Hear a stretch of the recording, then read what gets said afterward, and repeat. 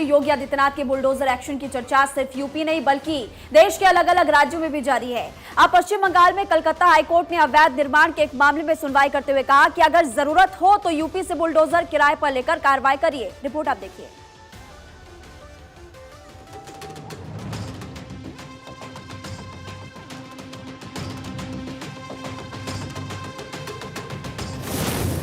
योगी की धूम छा गया बुलडोजर।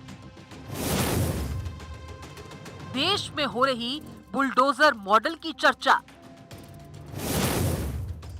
यूपी का असर, जज बोले बुलडोजर लो किराए पर।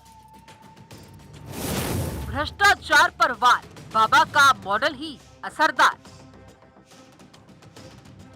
यूपी में जब जब बुलडोजर चला, माफियाओं की कमर टूट गई, अराजकता का दम निकल गया, गुंडई हवा हो गई, मवाली बवाली पसीना पसीना हो गए।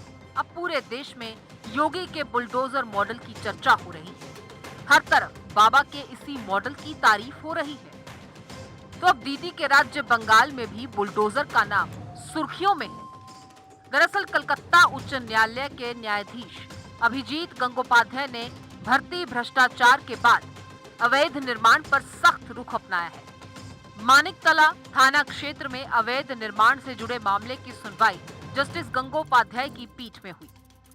जस्टिस गंगोपाध्याय ने मामले की सुनवाई के दौरान अवैध निर्माण के खिलाफ उत्तर प्रदेश के मुख्यमंत्री योगी आदित्यनाथ का भाषण भी सुना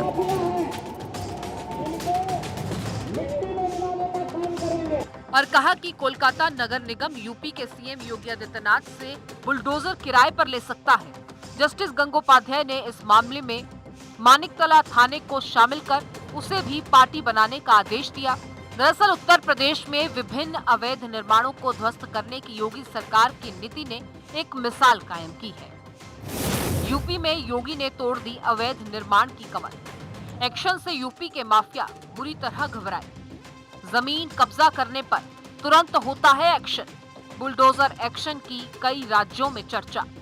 मुख्तार अतीक पर सबसे ज्यादा हुआ बुलडोजर एक्शन। उत्तराखंड और मध्य प्रदेश में भी बाबा के बुलडोजर मॉडल को अपनाया गया।